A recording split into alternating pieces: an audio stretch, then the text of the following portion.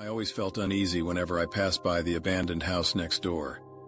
It had been left to decay for years, and it looked like something out of a horror movie.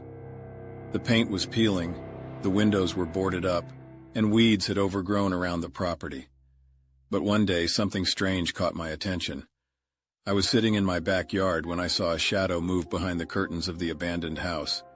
It was quick, but it was enough to send shivers down my spine. I couldn't shake off the feeling that someone was watching me.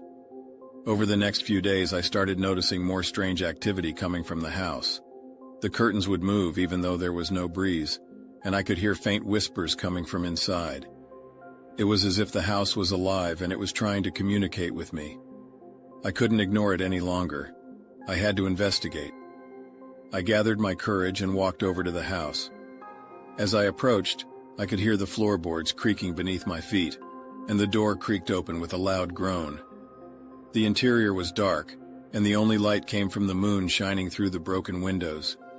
I could see that the furniture was covered in dust and cobwebs hung from the ceiling. But that wasn't the only thing I noticed. There was an eerie feeling in the air as if something was lurking in the shadows, watching me.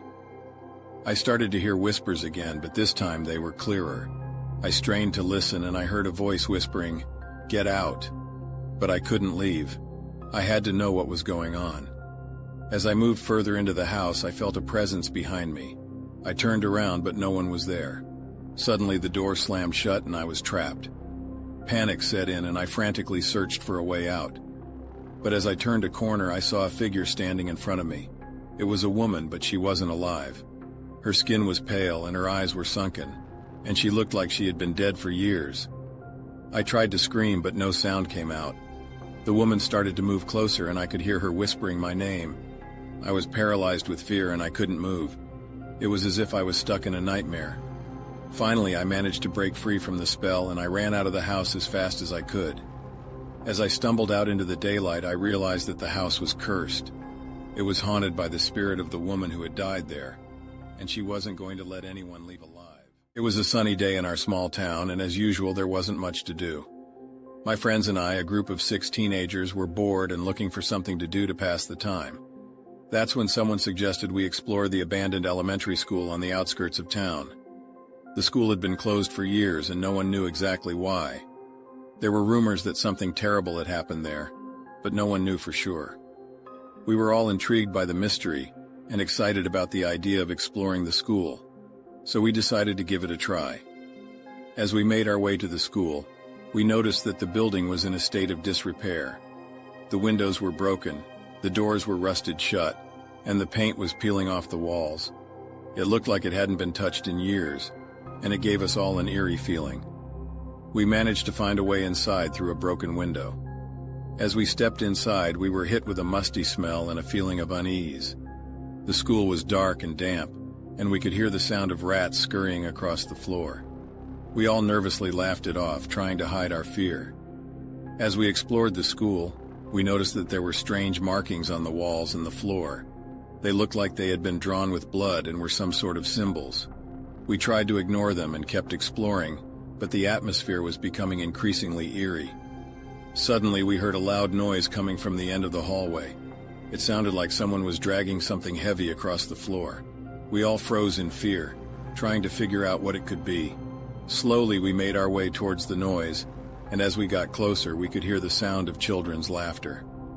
We turned the corner and found ourselves in a small room. There were broken desks and chairs scattered around the room, and we could see the remnants of old books and papers. In the middle of the room was a strange symbol, drawn with what looked like blood. Suddenly, the laughter stopped, and we all felt a sudden chill in the air. That's when we saw them, the ghosts of the children who had died in the school. They were staring at us with empty eyes, their skin a pale white. They were whispering something, but we couldn't understand what they were saying. We tried to run, but it was like our feet were glued to the ground. The ghosts were getting closer and closer, and we could feel their icy breath on our skin. I moved with my wife to a quiet neighborhood to escape the bustle of the city.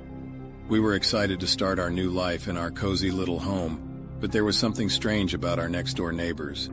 They were a couple who never seemed to leave their house, and I often heard strange noises coming from their direction. As the days passed, my wife and I started to notice weird things happening around the neighborhood.